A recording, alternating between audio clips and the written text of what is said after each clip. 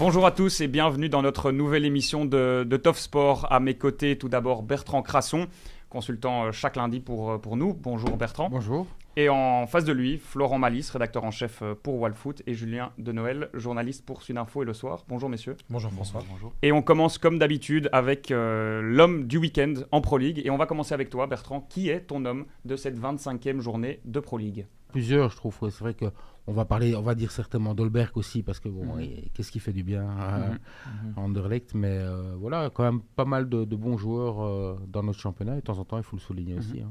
Julien, on finit avec toi. Est-ce que ton homme du week-end serait Casper Dolberg ? C'était, mais vu que j'ai été taclé de manière méchante par Bertrand, je vais prendre Nsimba aussi, qui avec son doublé est un peu aussi à la symbole de cette bonne saison de Dender.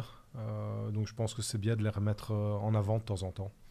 Fousseini aussi, à l'Union, je trouve, voilà, c'est vrai que ça fait combien pour un attaquant, c'est toujours ça. C'est marqué. Voilà, on sait que quand un attaquant est malheureux, quand il ne marque pas. Et donc voilà, finalement, il en a mis un au fond. Et voilà, et puis, en plus, ça correspond avec la bonne période de l'Union. Surtout qu'il est plutôt remplaçant que titulaire derrière Promise David et Franjo Ivanovic. Fousseini qui a marqué contre Courtrai. Mais on débute d'abord notre tour du championnat avec Anderlecht qui a battu l'Antwerp avec un homme en forme. On en a déjà brièvement parlé, Casper Dolberg. Bertrand, Dolberg marque un but du droit, un but du gauche. On sait qu'il est aussi très adroit de la tête. Est-ce que c'est finalement l'attaquant le plus complet de notre championnat ? Oui, de loin. C'est vrai qu'Ivanovic à l'Union est impressionnant aussi, mais Dolberg, il a une classe supérieure. Je trouve qu'il il fait tout avec une facilité. Je comparerais ça un peu au tennis avec Federer. Tout est dans le mouvement naturel, quoi. Il force rien dans son jeu. Il est élégant dans chacun de ses gestes, de ses appels de balle, de ses contrôles, de ses passes, de ses buts aussi. C'est une facilité.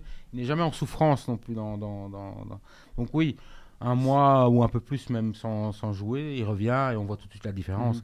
D'ailleurs, par rapport au deuxième but qu'il marque, on voit qu'un petit peu après, Vasquez a exactement le même ballon et Vasquez s'en met les pinceaux, il rate. Voilà. Donc la différence entre Vasquez et Dolberg, elle était claire, criante. Donc oui, qu'est-ce qui fait du bien à l'équipe ? Mais c'est vrai qu'il y a d'autres joueurs aussi, qui peut-être un peu piqués au vif les derniers temps, style Verskar, Hazard qui revient aussi un peu, font du bien aussi pour justement le match de Coupe d'Europe qui arrive. Mais Casper Dolberg, oui. Vraiment la classe. Florent, pour rebondir sur ce que Bertrand vient de dire avec cette comparaison avec Vasquez, est-ce que c'est peut-être pas le risque aussi d'Anderlecht d'avoir une sorte de Dolberg dépendance, que sans lui finalement ça va être compliqué et derrière lui il n'y a pas vraiment de grands attaquants qui peuvent marquer des buts si facilement ? Je pense qu'on l'a vu ces dernières semaines, c'était clair. En fait, David Hubert l'a à demi-mot reconnu quand il a dit qu'il ne pouvait pas jouer de la même façon sans Dolberg, il devait adapter le style de jeu à Vasquez, tout simplement parce que Vasquez a d'autres qualités. Il est très bien monté, je trouve, contre l'Antwerp. Et je ne suis pas du genre à dire du bien de ce joueur parce que je ne suis pas fan du style, mais il est bien monté. Mais il va être bon dans un certain type de contexte. Quand il faut vraiment être en puissance, quand il faut mettre de l'impact, peut-être que ce sera utile à Fenerbahçe, par exemple. Mais c'est clairement pas le même type de joueur. C'est pas non plus un joueur. Alors, on aime bien parler de l'ADN à Anderlecht. Vasquez, c'est pas un joueur avec l'ADN Anderlecht.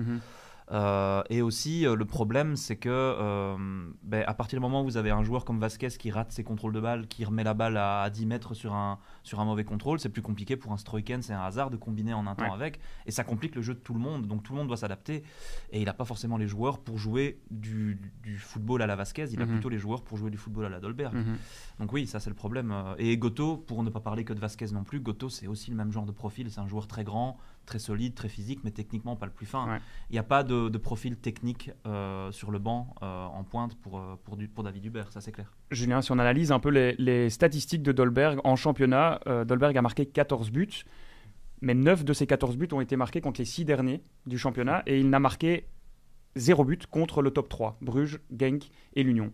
Est-ce que c'est peut-être ça le gros problème chez Dolberg actuellement, c'est d'être efficace peut-être contre les petits, mais pas encore contre les grands, même s'il a marqué contre l'Antwerp. Ouais, mais je pense que c'est un problème général d'Anderlecht. C'est d'arriver à être performant contre le bas et contre le haut du classement. Et donc, Dolberg ne peut pas faire tout seul. C'est beaucoup plus un joueur de rectangle.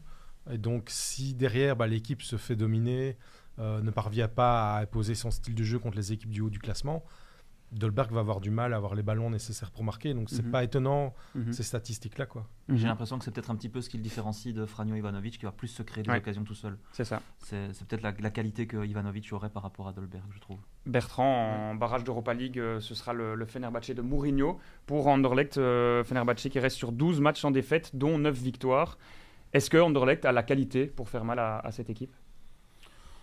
Oui, ils l'ont prouvé. Hein. Je crois qu'ils ont les qualités pour marquer contre n'importe quelle équipe, je trouve. Il y a une bonne dynamique. Maintenant, le petit Huerta, là, il est bien aussi. Hazard qui revient. Dolberg, c'est bien. Maintenant, à Fenerbahçe et le retour au parc, ou l'autoparc, je crois qu'il faut aller dans l'esprit là-bas, aller à Istanbul. Je ne vais pas dire pour limiter les dégâts, mais en tout cas, il ne faut pas penser que ils vont aller là pour les ramener un résultat. Il faut penser extrêmement pratique, la qualification. Pas de prix de beauté, pas de surplus ou penser qu'on est trop beau parce qu'on vient de gagner contre l'Antwerp et se qualifier en coupe, ce qui n'a vraiment aucun intérêt. Donc je crois qu'il faut aller là-bas vraiment avec le couteau entre les dents. Essayer de limiter les dégâts, jouer sur l'intelligence de Dolberg ou de Verskaren pour leur faire un sale coup en contre-attaque ou sur une phase arrêtée, et puis miser sur le match retour, parce qu'Anderlecht à la maison peut faire mal à beaucoup d'équipes. Donc je pense que c'est ça le danger, c'est pas tomber dans le piège du public, de la pression, de l'intimidation du public turc et parce que c'est quelque chose là-bas. J'ai vécu des matchs en Turquie, à Istanbul, que ce soit avec Fenerbahçe, Beşiktaş ou Galatasaray. C'est vraiment une planète différente. Hein. Donc ils en sont capables, je pense, au retour, mais pour le match aller, il va falloir être très malin et faire preuve de maturité. Voilà. Ouais. Fenerbahçe qui reste donc sur une série de 12 matchs sans défaite. Une équipe fait mieux pour le moment en Belgique, c'est l'Union, qui reste sur 13 matchs sans défaite en championnat, dont 6 victoires d'affilée. Florent, une question, est-ce que tu avais douté en début de saison de Sébastien Pocognoli à la tête de l'Union ? Oui, je ne vais pas mentir, oui, j'avais un peu douté. Je pensais que c'était un petit peu tôt pour lui. Maintenant, on l'a répété plusieurs fois, le jeu était toujours là. Et maintenant, les résultats sont là aussi. En fait, moi, ce qui me marque, c'est qu'ils font plus d'erreurs. En fait, il y a 3 équipes en Belgique qui ne trébuchent pas week-end après week-end, semaine après semaine. C'est Genk, Bruges et l'Union, et c'est les 3 équipes qui vont probablement se disputer le titre. Mais oui, j'ai douté de Pocognoli au début, et il me fait manger mon chapeau. Il n'y a pas de problème. Pourtant, Julien, on a l'impression que qualitativement, peut-être l'équipe est un peu moins forte. Il n'y a pas des joueurs comme Puertas. Amoura aussi, le style d'Amoura manque. Est-ce que tu trouves que cette équipe est moins forte que les 2 saisons dernières ? En début de saison, on aurait pu penser ça, parce que justement ces joueurs-là manquaient. Mais je trouve que peut-être l'équipe est collectivement peut-être meilleure que la saison dernière, avec Ivanovic qui est monté en puissance et qui fait vraiment la différence. Ils permettent de monter le jeu et il est hyper décisif devant. Donc ça fait une grosse différence. Quand tu arrives à marquer des goals, si tu en encaisses même 1 ou 2 derrière et que tu en as marqué 3, c'est pas très grave. C'est peut-être le problème qu'il y avait en début de saison, c'est que l'efficacité offensive n'était pas là alors que le jeu était là. Et donc, la différence est ici. Et je pense qu'ils vont continuer sur cette lancée parce qu'Ivanovic est en grande forme. On dit souvent que pour qu'une équipe fonctionne bien, il faut un bon gardien et un bon attaquant. Ici, c'est le cas. Qu'est-ce qui leur manque finalement pour viser plus que ce top 3 ? Pas grand-chose. On peut ajouter à ça aussi que Maurice a retrouvé aussi de la régularité dans ses prestations. Parce qu'il y avait un moment donné où ça partait en sucette là, avec des polémiques. Il pensait plus peut-être, on va dire, à l'extra-foot ou je ne sais pas ce qui se passait. En tout cas, les derniers temps, il est parfait dans ses interventions, dans le fait de jouer au pied. Il est vraiment impeccable pour l'instant. Donc ça, c'est important. Qu'est-ce qui leur manque ? Prenons l'exemple de Genk ou de Bruges. Voilà, ce sont des clubs qui travaillent depuis des années, qui ont des joueurs de rechange aussi, qui ont un banc aussi qui peut tout de suite faire la différence. Regardez Nilsson, il joue, il remplace, il marque. Vous avez des joueurs qui sont à Genk aussi, il y a un bon banc. Donc c'est peut-être ça qui manque en tout cas à l'Union. Mais je dirais, c'est vrai qu'ils commettent peu d'erreurs.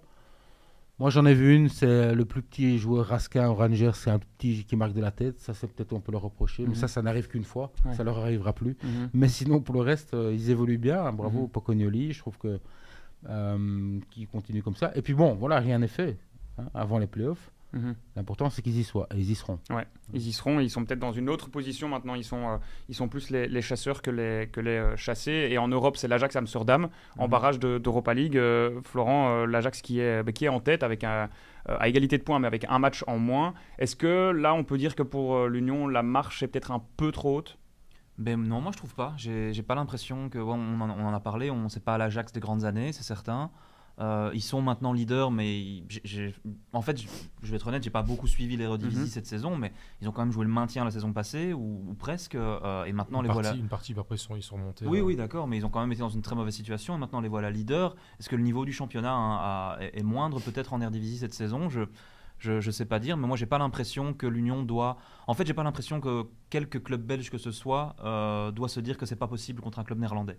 Pour moi, les plus grands clubs belges doivent pouvoir rivaliser avec les clubs néerlandais, je trouve. Après, on n'est pas favori. Je veux dire, l'Union ne va pas être favorite contre l'Ajax, mais je pense que c'est peut-être c'est pas du 80-20, c'est peut-être du 60-40 en faveur de l'Ajax, et je pense qu'ils doivent absolument y croire, c'est certain. Leur plus gros problème, comme toujours en Coupe d'Europe, c'est de jouer au Stade Roi-Baudouin, probablement. Ouais. Ça, c'est le problème. Même si ça peut être plus un problème pour l'Ajax que pour l'Union, parce que l'Union connaît cette pelouse qui est très mauvaise. L'Ajax qui a un jeu basé un peu sur la technique. Donc voilà, à voir si l'Ajax... Je pensais plus en termes de soutien du public que de terrain. Maintenant, c'est vrai que le terrain... il ne faut pas l'oublier, le terrain du Stade Roi-Baudouin qui est vraiment très c'est le 12e homme. Très mauvais. Le 12e homme. On continue notre tour de Pro League avec le Standard qui a raté une belle occasion d'accrocher ce top 6. Le Standard qui a perdu 4-2 à Westerlo. Julien, est-ce que finalement, c'est pas le niveau du Standard d'être battu à Westerlo? D'être battu à Westerlo, je sais pas. Ils ont toujours du mal à Westerlo. Ça fait 15 ans, en tout cas, qu'ils ont du mal là-bas. Mais je pense qu'en fait, ce qu'on a eu ici, c'est une défense qui était peut-être en sur-régime ces dernières semaines, avec des défenseurs qui, l'année passée, jouaient en Division 2 dans un club qui est descendu. Et qui, ici, était peut-être à son niveau, ou en tout cas n'a pas été au niveau des dernières semaines. Et quand on a un Standard qu'on sait qui a du mal offensivement, malgré toutes les qualités de Zekiri et Kert Ayeza, ils ont quand même du mal à marquer. Et donc, si derrière la défense ne tient pas et fait n'importe quoi, le château de cartes s'effondre. Et donc, oui, la défense n'a pas tenu. Et donc, finalement, la défaite n'a rien d'étonnant. Bertrand, il reste 5 matchs dans cette phase classique et le Standard doit jouer contre le top 5 actuel de la Pro League. Est-ce que peut-être que pour le Standard, c'est parfois mieux de jouer contre un Genk que contre un Westerlo? Oui, parce que Westerlo, c'est vraiment un traquenard. Et puis, ils ont eu... ça avait bien commencé en prenant l'avance, mais Westerlo a aussi un maximum de réussite. Je veux dire, ils ont marqué dans un trou de souris, ils ont eu vraiment... Ils ont profité des erreurs. Ils ont profité des erreurs, mais vraiment... ce match a été... Voilà. Je pense que c'était un match à mettre entre parenthèses, qui ne doit pas mettre en péril ou remettre en question leur bonne série. Donc pourquoi pas l'état d'esprit était bon et ça arrive à tout le monde de perdre à Westerlo. Je trouve que c'est pas du tout honteux. Quand ça tourne bien là-bas à Westerlo, pour Westerlo, ça peut tourner à la punition. Je l'ai connu moi aussi en tant que joueur. Il y a quelque chose de spécial qui se passe là-bas, je ne sais pas quoi, mais bon, voilà, à vite oublier. Mais ils ont quelque chose, voilà, c'est peut-être la petite surprise du chef. Pourquoi pas, en tout cas, ce sera dur. Ils ont quand même démontré qu'ils savaient souffrir quand même, le Standard cette année. Donc, ils pourront encore souffrir, mais peut-être avec à la clé un résultat ou une récompense. En tout cas, vu leurs efforts, ils méritent peut-être quelque chose. Florent, quelle est la véritable place du Standard cette saison? Le problème, c'est que moi j'ai l'impression que c'est 7e en fait. Tu vois, j'ai pas l'impression moi, par exemple ici, ça fait plusieurs fois que la Gantoise trébuche et ils profitent pas assez souvent de ce genre de petites erreurs. Alors c'est vrai que eux vont jouer le top 6, mais il y a aussi des autres équipes du top 6 qui vont s'affronter ou des candidats au top 6 qui vont s'affronter. L'Antwerp et la Gantoise, je pense, vont aussi s'affronter. Donc il y a des autres équipes qui vont continuer à perdre des points. L'équipe à aller chercher, c'est la Gantoise, évidemment. Je pense maintenant qu'Anderlecht a battu l'Antwerp, Anderlecht, là c'est bon, ils sont partis. Alors que s'ils avaient par exemple perdu contre l'Antwerp, ça aurait pu commencer à trembler, d'autant qu'il y a un classico le 1er ou le 2 mars qui...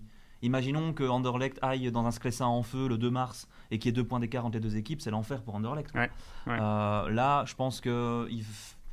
En fait, le problème, c'est que là, ils n'ont plus droit à l'erreur et ils vont jouer le top 5. Donc, c'est quand même vraiment compliqué dans ces conditions. Et je pense que leur place, c'est 7e ou 8e et ils vont y rester malheureusement. Bertrand? Oui, je trouve qu'il y a, voilà, il y a un petit paquet d'équipes. Enfin, pour moi, il y en a 4 qui sont indiscutables. C'est Genk, Bruges, l'Union et Anderlecht pour les playoffs. Le reste, Gantoise, Antwerp, extrêmement faible. Hein. Excusez-moi, mais samedi contre Anderlecht, j'ai vu un Antwerp extrême. Et même en coupe, les 2 matchs, je les ai trouvés faibles, vraiment. À part Alderweireld, Janssen, Descheri, je crois, les anciens. Le reste, j'ai trouvé très très faible, étonnant même. Donc la Gantoise, Charleroi aussi, voilà, le Standard. Toutes ces équipes se valent un petit peu. Donc, savoir sur l'un ou l'autre match, ça va se jouer sur peu de choses, mais en tout cas, voilà, on a un petit paquet d'équipes là qui sont plus ou moins équivalentes au niveau, je trouve, du noyau, de la qualité, de leurs résultats, de leur haut et bas, parce que dans ce championnat, on a l'impression que d'une semaine à l'autre, tout le monde peut battre tout le monde et tout le monde peut perdre contre tout le monde. Mais les quatre premiers, ceux-là, ils sont indiscutables. Ouais. L'avantage du Standard sur la Gantoise et l'Antwerp, c'est qu'ils ne doivent pas forcément être dans le top 6. S'ils y sont, tout le monde va crier au miracle. La Gantoise, ça commencerait vraiment à faire tâche de rater le top 6. L'Antwerp, ce serait une catastrophe de rater le top 6. Et Charleroi, ils ont 4 points de retard sur le top 6, 5 points d'avance sur la zone rouge. Et ils disent déjà, on doit regarder derrière nous et pas devant. C'est qu'ils ont abandonné en fait. Donc voilà, je pense que le Standard, leur avantage, c'est ça. C'est qu'ils n'ont rien à perdre. Et s'ils ratent le top 6, personne ne leur en voudra. Donc c'est déjà ça. Ils seront sans pression et à domicile. C'est comme ça qu'ils peuvent être les plus dangereux. Je pense qu'Anderlecht va devoir vraiment se méfier de ce déplacement. Et le public va être en feu. Parce que s'il y a moyen de toujours accrocher le top 6, il y a toujours cette carotte qui est là, le public va mettre le feu pour essayer d'aller chercher. On va rester avec toi, une fois n'est pas coutume, on va parler de la division 1B et le RWDM qui a battu les jeunes d'Anderlecht, c'est ça? Ouais, tout à fait. Si je dis pas de bêtises, 9e match de suite sans défaite pour Molenbeek. C'est possible, oui. Je pense. On voit qu'on a travaillé le sujet, bravo. Qu'est-ce qui, d'après toi, fera la différence par rapport à une équipe comme la Louvière qui est aussi en course pour la montée en D1? Ça va jouer dans les 2 rectangles, c'est un peu bateau de dire ça, mais la défense de Molenbeek est très très bonne pour le moment, même si contre Anderlecht elle s'est fait quelques frayeurs, mais s'il y a un joueur qui fait une erreur, derrière il y en a un autre qui rattrape, donc ça compense. Et devant, c'est un peu plus compliqué pour Molenbeek, ça gagne depuis quelques semaines 2-0. Et la Louvière, on sentait, ici ils ont atomisé Lokeren. Je suis assez surpris parce que je pensais que sur le terrain là-bas ils auraient du mal. Mais voilà, ils gagnent 0-5, ça va peut-être les relancer. Et la différence, ça va vraiment être sur c'est arriver à garder le 0 derrière, arriver à marquer les buts qu'il faut devant et tenir mentalement, en fait, ne pas craquer. Et dans ce cas-là, j'ai l'impression que Molenbeek est peut-être mieux armé que la Louvière, qui vient de monter, qui a eu un passage à vide. Et voilà, je pense que c'est ça qui va faire la différence. Molenbeek qui est 2e pour le moment, la Louvière 3e, et en tête c'est Zulte Waregem. Est-ce que Zulte survole vraiment cette division et va monter, d'après toi, certainement va finir premier? Pour le moment, en tout cas, ils ne déméritent pas d'être premiers. Ils n'ont pas connu de passage à vide, peut-être les 2-3 premiers matchs de championnat. Après, la machine s'est mise en place. Donc, peut-être qu'ils vont connaître un passage à vide au printemps ou quoi, on ne sait pas encore. S'ils tiennent jusqu'au bout, ce sera chapeau à eux, parce qu'ils faire une saison complète comme ça à fond, c'est top. La Louvière vient de connaître son passage à vide, le Molenbeek l'a déjà eu aussi. Voilà, Zulte a une certaine avance. Là, pour le moment, il n'y a que 4 points. Mais ils ont un match de moins, comme ils étaient bail, ils devaient jouer contre Danes ce week-end. Rien n'est fait. Il suffit qu'ils perdent un match. Molenbeek gagne, il reviendrait à 1 point avec un match de moins, mais du coup, il y aurait un certain stress qui pourrait s'installer. Le fait d'être tout prêt pour Molenbeek, un regain d'enthousiasme. Donc je pense que rien n'est encore joué, mais Zulte ne démérite pas d'être là. De la D1B, on va passer à la Ligue des Champions. Et on va terminer avec toi, Bertrand. La nuque, là. Le club Bruges qui affronte l'Atalanta Bergame. Tu connais bien le football italien. Tu as joué à Naples. Est-ce qu'une équipe belge comme Bruges peut mettre en danger une équipe italienne comme l'Atalanta Bergame? Oui, certainement. Bruges, surtout dans leurs matchs à domicile, ils sont redoutables. Maintenant, on a vu à l'AC Milan ce que Bruges était capable de faire aussi. Ils les ont fait douter.